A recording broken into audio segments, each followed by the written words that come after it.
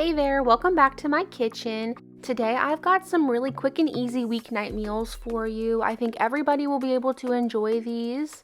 They don't take a lot of time and they're very low effort in my opinion, but still very flavorful and delicious. So let's go ahead and get started and I will show you how to make these recipes.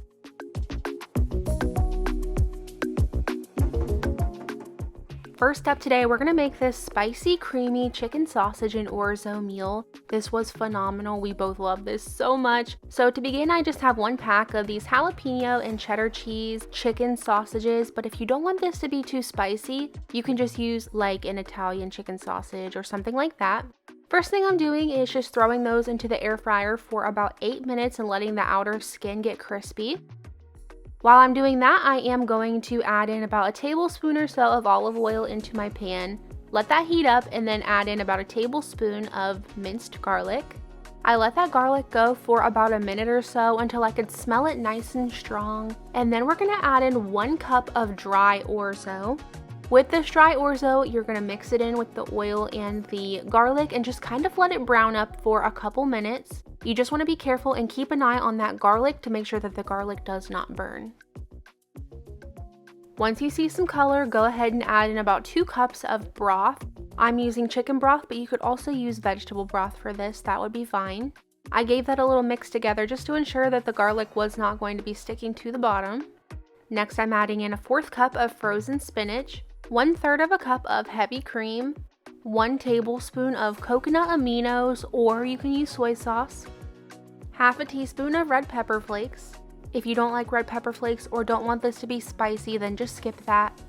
A 1/2 teaspoon of garlic powder, 1 teaspoon of onion powder, about a 1/4 teaspoon of pepper, and about a 1/4 teaspoon of salt. If you need to adjust any of those seasonings afterwards, go ahead and do it. It's totally up to you. Once I have all the seasonings in there, I'm just going to give this a really good mix together to get everything combined. I let that simmer on my stove over a medium heat until all of the liquid had been absorbed, which took about 10 minutes or so. Once my chicken sausage was done in the air fryer, I went ahead and just sliced that up and then added it straight into this orzo mixture. You'll also want to add about a 1/2 cup of shredded Parmesan cheese. Give this another good mix together, adjust seasonings if needed, and then it's ready to go. Like I said, this meal was phenomenal, but next time I think I would double it so we would have leftovers because me and my husband ate all of this on this night and we both loved it, and it would have been nice to have some leftovers for the next day. But like I said, if you're not a big spicy fan, you can go ahead and leave out the red pepper flakes and substitute the spicy chicken sausage for an Italian chicken sausage or something like that.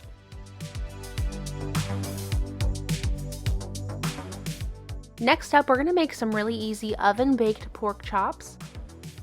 I just got started by preheating my oven to 375 degrees. Next, into this little bowl, you're going to add 2 tablespoons of brown sugar, 1/2 teaspoon of onion powder, 1/2 teaspoon of garlic powder, 1 teaspoon of paprika, a 1/2 teaspoon of oregano, a 1/4 teaspoon of pepper, and about a 1/2 teaspoon of salt. Just give this a really good mix together and we're going to add this to our pork chops.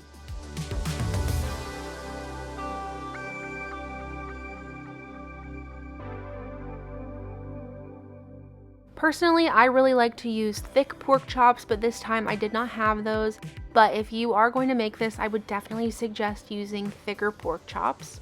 I went ahead and added all 5 of my pork chops to my cutting board and I started adding that rub to both sides of the pork chops. You will want to use all of this, so once you get both sides covered, if you have some left over, once you get them into the pan, you can add the rest of the seasoning on the top.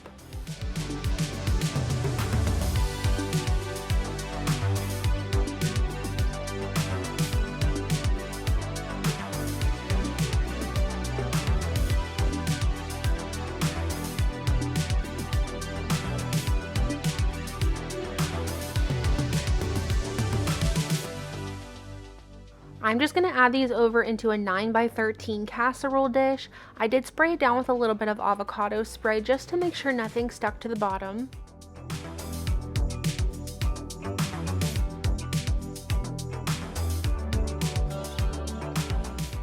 If you have extra seasoning, just sprinkle that over the top like I said. Then these went into my oven for about 12 to 15 minutes until they were cooked all the way through. If you're making a thicker pork chop, I would cook them more like 15 to 20, maybe even 25 minutes depending on the thickness. Just keep an eye on them.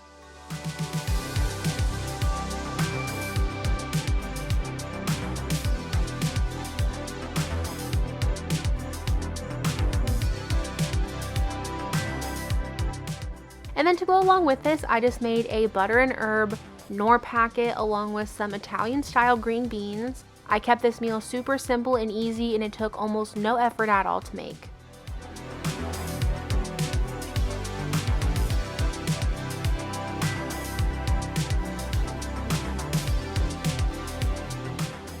Next up, we're going to make this Frito pie, or some people would call this a walking taco bake. The first thing I'm doing is preheating my oven to 375 degrees. And then I'm going to chop up half of a yellow onion. I am going to be using a cast iron skillet for this today because we're going to transfer it into the oven. But on my stovetop, I'm adding 1 pound of ground beef along with that onion, and I'm going to let these cook in here together.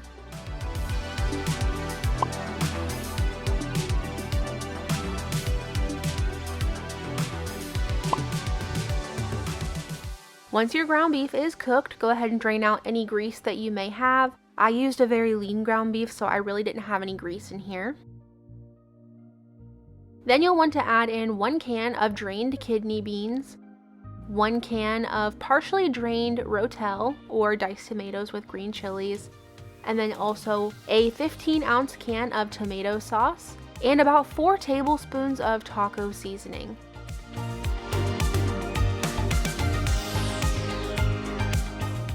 Once this is all mixed together, smooth it out in your pan. And you will want to cover the top of this with some cheese. On this night, I actually had a couple cheeses I wanted to use up, and they all worked perfectly together. So on here, I'm adding about a half a cup of shredded mild cheddar, about 1/4 cup of shredded Monterey Jack cheese,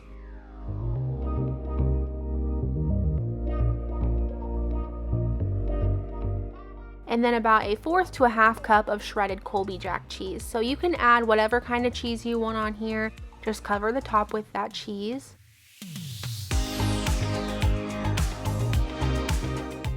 And then to finish it off, you will just go ahead and take some Fritos and cover the top. You can add as much as you want. I kept it a little lighter just because we don't like a ton of these on the top, but you can cover this with the entire bag if you like.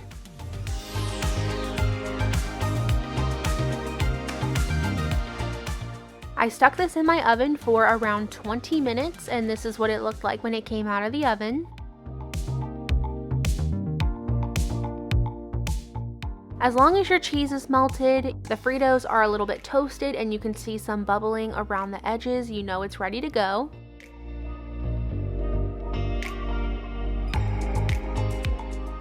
On top of mine, I added some sour cream and some jalapeños. This meal is extremely simple, and if you don't like jalapeños, skip those. Add any of your favorite toppings on top. You could add lettuce, tomato, salsa, anything you like.